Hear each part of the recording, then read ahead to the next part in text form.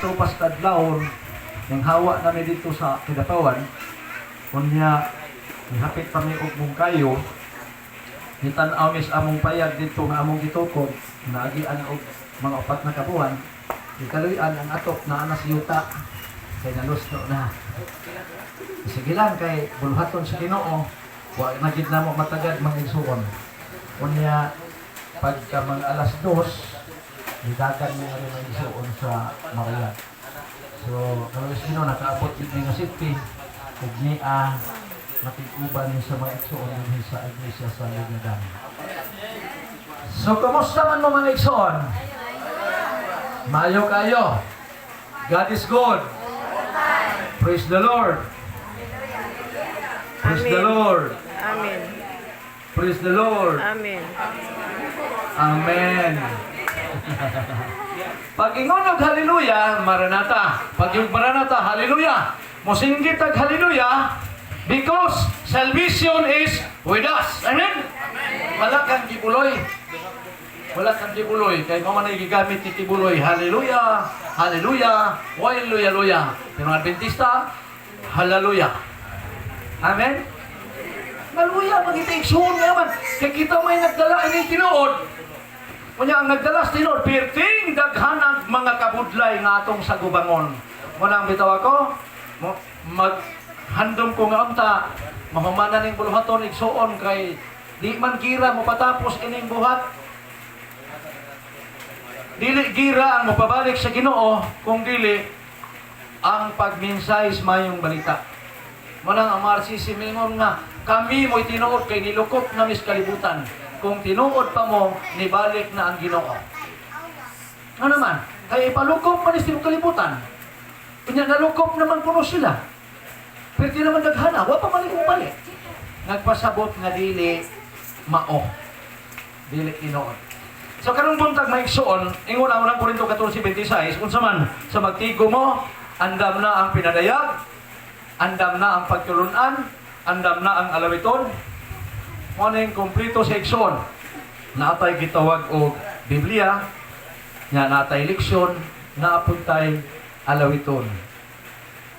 Alang sa paghimay sa Ginoo. Yaw na unang Korinto 10:31, sa magkaon ug mag-inom kamo, buhatan ninyo ang tanan sa paghimaya sa Ginoo. Amen? Musinggit ag maranatha, tungod kay si Pablo ni ingon sa unang Korinto 16:22, maranatha, ang kahulugan, umanhi ka na. And we are 70 Adventists waiting for the second coming of our Lord Jesus. We are shouting, maranatha, kay gusto na tang mubalik na ang Ginoo. Amen? Amen. Muna, gihuban na ni Pablo, umanhi ka na. Moning maranatha, unya kita gyud may naghandom ini. Ang ato lang unang Timoteo 6:14, ako magtugon kaninyo nga inyong ampingan ang kasuguan nga dili mabulingan hangtod sa akong pagbalik. So ang assurance nga kita gibalikan kay kita mao ang tinuod nga katawhan. Lamang dunay 14:12 pinadayag, aniya ning agdas pagkamilang tuson sa mga balaan sa mga nagtumang sa kasuguan sa Dios o sa tinuuhan ni Hesus. Amen. Unang nianatas kasiguruhan. Dito ko sa Tausipa maigsuon, ang atong magkaigsuunan nga uban dito, di-attack og mga pastor magkaigsuunan, unya gipangutana sila, naluwas na ba mo, mga Seventh Adventists? Unsay tubag? Unsay tubag? Sure ka? Nganong niya pa malagi mo si Yuta? Awa pa maluwas, nagpaabot pa. Nagpaabot pag maluwas. Sa meaning, wala pa maluwas. Ha? Luwas na klasya. Muna, bantay-bantay ito may isang tingin ng pastor. Kung mauna, wala pa mamaluwas, luoy kayo mo. Luwas, mag-iskibuloy, wala ito magsugo. Eh, Brad, mabasa ba sa Biblia nga ang sugo magaluwas? Ako ang basahon. Pero pangutan na usbon, di na ako basahon. Manluluwas ba ang kasuguan? Dili. Pero nguyong kag makaluwas ba ang kasuguan? Basahon ako nga makaluwas. Ang tinuod nga gitaga grasya, mutuman og sugo. Ngano? Unsay purpose grasya? Aron mapaltos kas pagtuman sugo, nay grasya nga mo support. Murag PhilHealth ba elder? Kada kag PhilHealth, wa na magpasabot kina kay PhilHealth bisag wa kay sakit imong gamiton. 4:16 branon, makabaton kita kahigayunan sa pagpangayo sa grasya sa Dios sa panahon sa atong pagpanginhanglan. Muna ang grasya dito ni gihatag sa mga tao nga nagtuman og sugo. Kanang mo claim nga naay grasya way sugo, di na magamit nilang grasya. Nga naman, kay wa man sila gituman. Mao ni mga igsoon nga ato ni. Karon atong leksyon 4. Ganiha pag ingon elder, wala ko'y leksyon. Pero naatay Biblia. Atong leksyon gikuha sa Biblia. Di ba?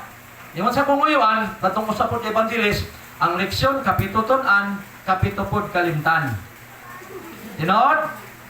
Okay. Ako ning siguruhon, wa ba malimti. Unsa man ang atong memory verse? 7:14. O sige ko no, kinsa may nakamemorya? Memory verse. Atong basahon. Ano man ma-memorize? Memory. Yon si Ellen G. White sa sinulat sa mga Councils on Writers and Editors, page 50, kita ko no nga naghandom sa kaluwasan, claim daw ta kanunay sa atong Biblia, text by text. For its secret truth can purify the mind. And the Bible is the greater light. Muna nga Biblia, mao kuno ni ang suga. 119:5 sa Salmo.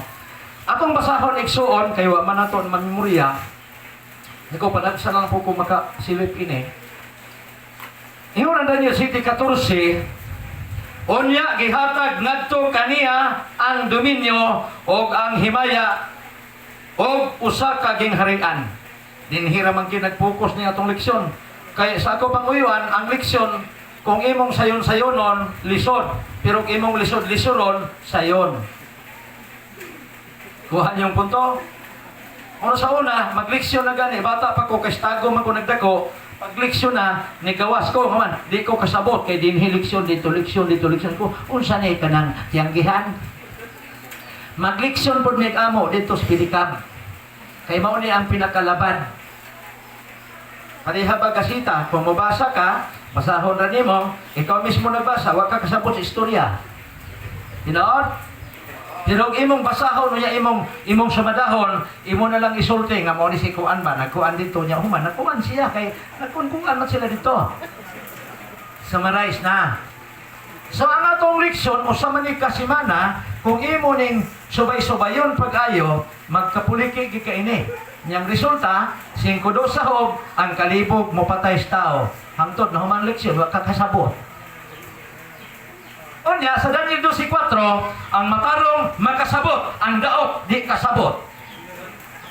Pataas kamot, ang di kasabot. Kay daot. Muna din hirata mo focus. Ang mga nasod. Nangutan ako ninyo, kay ni Barog ko, dili magtutudlo. Ni Barog ko kay magtudlo-tudlo. Unsay pagsabot ni mo, brother, ining mga nasod. Katauhan. Katauhan din eh. Ang mga nasod nagpasabot og mga katauhan. Pag ingon hilom o yuta, pag hilom o yuta, ang yuta mo hilak dili. Dili oy, kisa may mohilak. Ang tao. Manang dili mahimong nasod kung walay tao. Nagpasabot ay nga kini mga katauhan. Kung imong sabton, mo nang giingon sa mga Roman Katolik, kami ang tinuod, kaya nga naman, kami ang Katolik, universal, kanang tao.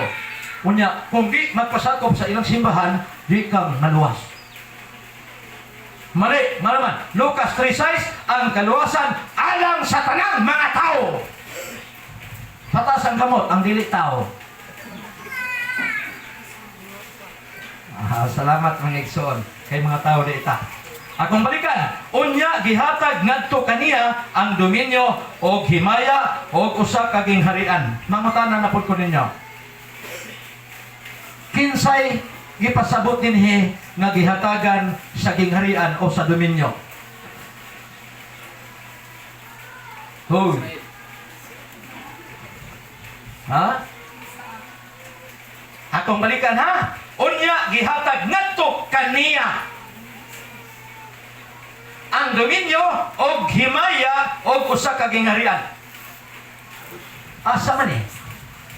Kang Kristo.